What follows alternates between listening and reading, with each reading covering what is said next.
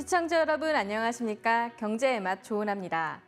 한 주간 경제 핫 이슈의 흐름을 살펴보는 주간경제 이야기에서는 부동산부터 금융, 일자리 이슈까지 각종 생활 경제 정보를 전해드립니다.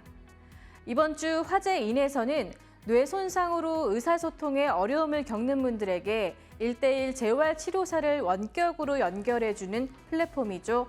언어발전소의 윤슬기 대표를 만나보고요. 이어서 무엇을 상상하듯 그 이상의 로맨스를 보여줄 영화 킬링 로맨스를 이번 주 스타 엔터에서 소개해드리겠습니다. 그럼 경제의 맛 지금 시작합니다.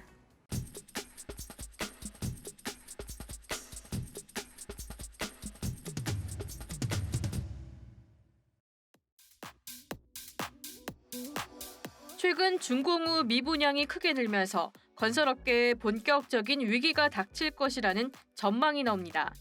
특히 지방 미분양 문제가 심각합니다. 대표적인 미분양 문제 지역인 대구에선 악성 미분양이 한 달 새 3배 이상 폭증했는데요.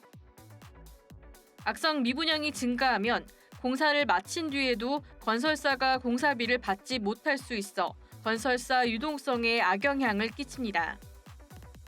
실제로 올해 들어 폐업한 건설사는 931개로 지난해 같은 기간에 비해 100여 개 이상 늘어났는데 퍼센테이지로 따지면 14.7% 증가했습니다.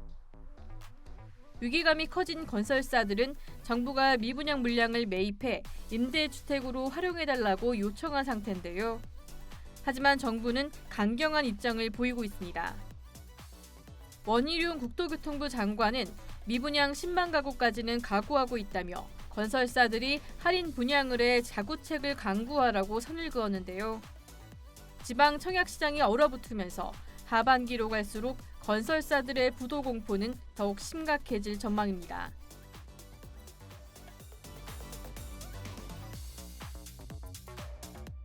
지난달 31일을 시작으로 국내 최대 규모의 모빌리티 산업 전시회 2023 서울 모빌리티 쇼가 개막했습니다.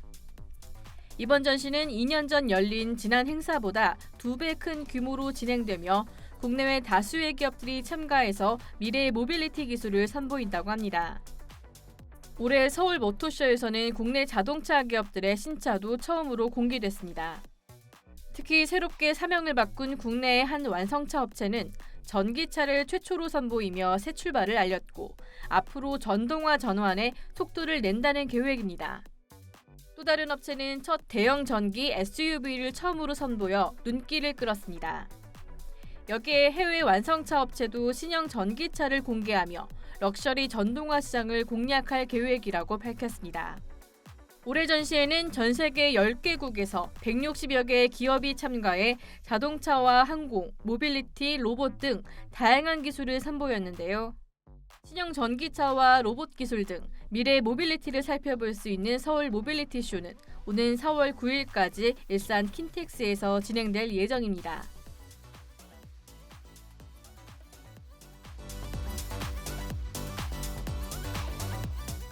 금융감독원은 지난 4일 은행권 지배구조에 대한 검사와 내부 통제 강화 방안에 대한 초안을 발표했는데요.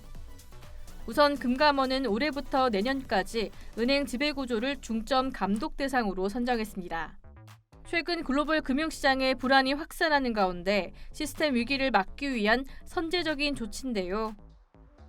금감원은 은행 이사회가 경영진에 대한 견제와 내부 감시란 제 역할을 하지 못하고 있다며 통제에 나서기로 했습니다.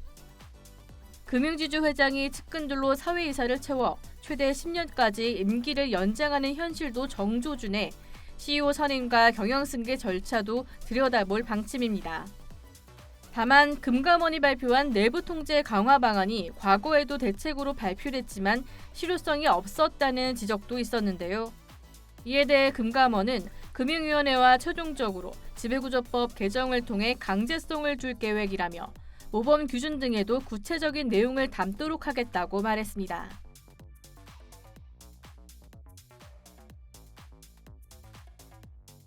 국제박람회기구 BI 실사단이 우리나라를 방문했습니다. 2030 세계박람회 개최 후보지인 부산을 실사하기 위해서입니다. 실사단은 우리나라의 유치 역량과 준비 정도 등을 평가하는데요. 결과는 6월 말 BI 총회에서 전체 회원국에 발표되고 올해 11월 말 예정되어 있는 선정투표의 기초자료로 활용됩니다. 이에 따라 유치위원회는 이번 현장 실사단의 마음을 사로잡아 엑스포 유치 전의 막판 판세를 뒤집을 계획인데요. 기업들도 실사단 방문에 맞춰 유치에 힘을 보태고 있습니다. 국내 기업들이 서울 광화문 광장과 부산 북항 등에서 엑스포 유치 홍보 총력전에 돌입했는데요. 윤석열 대통령 역시 수석 비서관 회의에서 모든 정부 기관의 실사단의 방한 일정 지원에 만전을 다해달라고 주문한 만큼 정부와 부산, 기업들은 BI 실사단에 부산의 매력과 잠재력 알리기를 위해 총력을 기울일 방침입니다.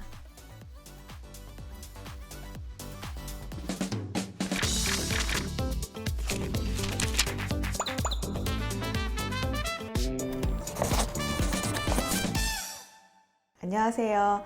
집에서 만나는 의사소통 전문가, 뇌손상 성인을 위한 화상언어 재활 플랫폼을 운영하는 언어발전소의 윤슬기입니다. 반갑습니다.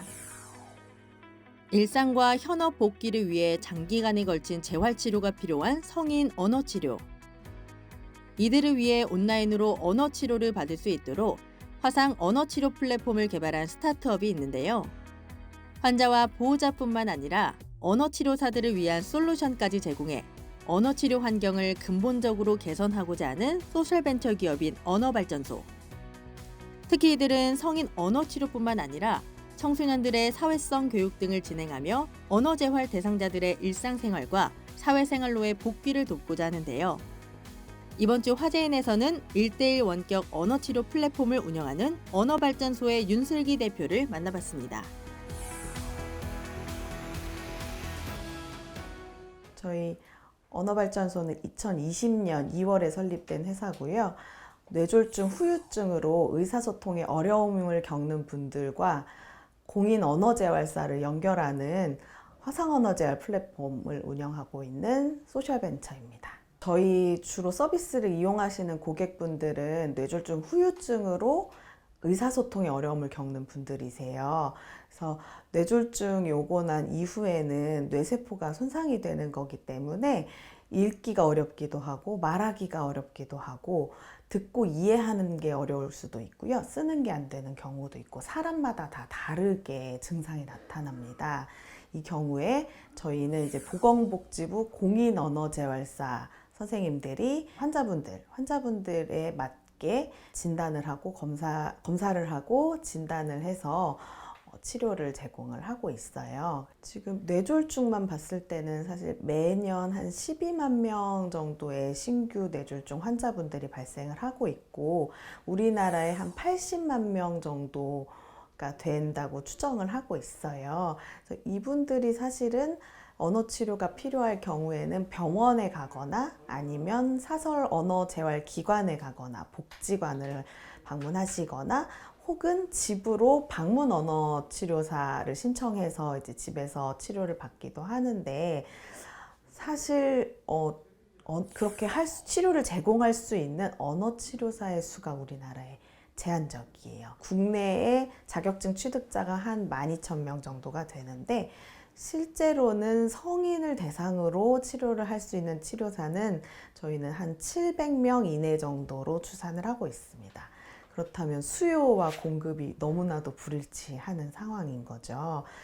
그렇다 보니 이제 여러 가지 어려움들이 발생을 하게 됩니다. 오프라인으로 모든 치료를 한정된 숫자의 언어재활사들이 오프라인으로 모든 곳에 방문해서 치료를 하기에는 사실 어려움이 많고 그리고 언어재활사나 환자분들이 이제 거주하는 지역도 사실은 그게 맞아야 되는데 그 부분도 일치하지 않는 경우가 많기 때문에 저희가 이제 창업을 할 당시에는 그럼 이 부분을 비대면을 통해서 전국에 있는 환자분들과 전국에 있는 치료사들을 연결을 해주면 조금 그 공급난이 해소가 되지 않을까 하는 생각에서 창업을 하게 됐습니다. 언어재활사가 되려면 일단 국가공인 자격증을 취득을 해야 돼요. 그래서 언어재활사 1급, 2급 자격증을 취득을 하고 뭐 세부 조건들이 있기는 하지만 저희 플랫폼 언어재활사가 되기 위해서는 1급, 2급 언어 재활사 자격증은 반드시 이제 소지를 해야 되고요. 그리고 저희는 3년 이상의 현장 경력을 요구를 하고 있어요. 저희 이제 서비스에 치료를 제공하고 있는 선생님들의 평균 경력은 한 8년 정도 됩니다. 언어재활사 선생님들이 열심히 치료를 하는 이유는 그만큼 사명감이 있기 때문이거든요. 그래서 사실 그런 전문적인 능력뿐만 아니라 환자를 향한 따뜻한 마음이 있지 않고서는 저는 이 직업을 오래 할 수 없다고 생각을 하기 때문에 더욱더 언어재활사 선생님들을 좋아하고 함께 하고 싶어 하고 있습니다. 특별히 또 기억에 남는 경우는 보호자분이 저희한테 손편지를 전달해 주신 적도 있어요. 그래서 이 경우는 70대 어르신이셨는데 며느님이 저희에게 감사하다는 손편지를 보내주신 적도 있어요. 가족들도 어머님과 어떻게 소통을 해야 되는지 알게 되었고, 그리고 함께 저희가 그 언어재활 학습지라고 해서 워크시트를 보호자분들께 전달을 드리거든요. 그래서 그 워크북 같이 풀고 퀴즈 풀면서 좋았다는 내용의 손편지를 전달해 주신 적이 있는데 그걸 보고 저희는 정말 뿌듯했죠.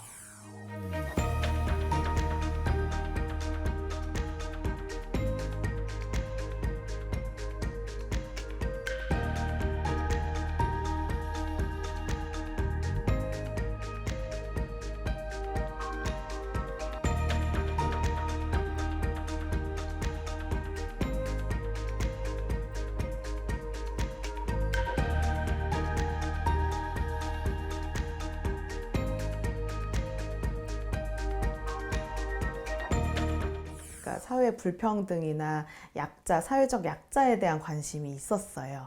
그래서 사실은 더 심도 있게 공부를 하고 싶어서 스위스로 유학을 갔었는데 실어증이 있는 환자분들의 마음을 경험을 하게 됐죠. 왜냐하면 저는 사실 영어가 유창한 편이 아니었고 경력과 경험으로 더 많은 걸 배우고 싶어서 유학을 갔는데 내가 생각이 있고 경험이 있고 말을 하고 싶지만 이 수단에 대한 익숙함이 영어가 서툴다는 이유로 내가 원하는 말을 잘 할 수 없을 때 답답함을 많이 느꼈었고, 사실은 동생이 언어재활사로 근무를 하고 있었기 때문에 실어증 환자분들에 대해서는 이야기를 듣고 있었지만 이분들의 마음이 이런 거였구나 라는 생각이 들었었어요. 그래서 처음으로 그 환자분들의 마음에 공감을 하게 됐던 거죠. 저희 언어재활사 선생님 풀이 가장 큰 자랑이라고 생각을 하고 있거든요.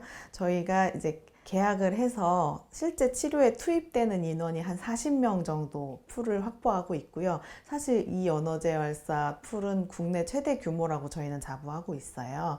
그리고 그 파트너 언어재활사가 되기 위해서 교육을 받고 여태까지 저희와 함께 연을 이어갔던 언어재활사 선생님들이 한 500여 명 정도가 계시거든요. 그래서 그분들도 언젠가는 내가 성인 언어 치료를 해봐야지, 언젠가는 내가 비대면 언어 치료에 도전해 볼 거야 라는 마음을 가지고 저희 플랫폼에 모인 분들이어서 일단은 저희는 이 사람이 가장 큰 장점이고 이 모든 프로세스 서비스 질에 비해서 굉장히 합리적인 가격 합리적인 비용으로 서비스를 제공을 하고 있습니다. 그래서 한 40분 세션에 3만 원대의 수업을 들을 수 있고요. 1대1 수업인데 그렇게 진행을 하고 있고요. 당황스러울 수 있거든요. 뇌졸중 때문에 의사소통에 어려움이 있기도 하고 뭐 뇌종양이나 아니면 다른 장애로 인해서 갑자기 하루아침에 말이 어눌해지거나 아니면 기억이 떠오르지 않고 이런 일들이 누구에게나 올 수 있어요. 하지만 너무 좌절하지 않으셨으면 좋겠는 게 저희처럼 사명감을 갖고 도울 준비가 되어 있는 저를 비롯해서 저희 팀원들 그리고 언어재활사 선생님들이 있기 때문에 전문가의 도움을 받으셨으면 좋겠어요. 사실 그게 어려워서 저희한테 연락을 못 주시는 분들도 계시거든요. 그래서 더 묵혔다가 더 큰 일이 되지 않도록 사전에 미리미리 점검하고 테스트 받으셨으면 좋겠어요. 저희는 성공적인 의사소통 경험이 누적돼서 가족과 개인과 사회가 회복될 수 있다고 믿습니다. 그래서 지금은 뇌손상 성인분들을 돕는 일부터 시작을 했어요. 그분들의 의사소통 문제를 해결하는 것에 더 나아가서 인지장애가 있는 어르신들, 그리고 초중고 학생들 중에서 의사소통으로 인해서 생활에 어려움을 겪거나 아니면 이제 학업에 어려움을 겪는 그런 친구들까지도 돕고 싶은 계획이 있습니다. 그래서 일내로는 저희가 와 협업을 해서 사회성 캠프를 개최를 한 적이 있어요. 그래서 초등학교 저학년 1, 2학년들이 사실은 코로나 이후에 입학한 친구들이거든요. 그래서 대면의 또래 경험이 많지 않고 학교로 등교를 하게 되면서 사회성에 좀 어려움을 겪는 친구들이 있어서 그걸 이제 비대면으로 어떻게 친구들과 대화를 나누고 논리적으로 이야기하고 맥락에 맞춰서 대화를 하고 이런 방법들을 연습하는 클래스를 이제 진행을 했고, 그걸 시작으로 다양하게 초중고 학생들을 위한 프로그램도 계획을 하고 있습니다. 네, 저희는 앞으로도 소통이 어려운 분들과 함께하고 싶습니다. 그래서 그게 아이이든 노인이든 환자분이든 외국인이어도 저희는 계속 소통을 함께 할 수 있고 그 말하는 기쁨을 되찾을 때까지 다양한 서비스로 고객분들을 찾아가고 싶습니다.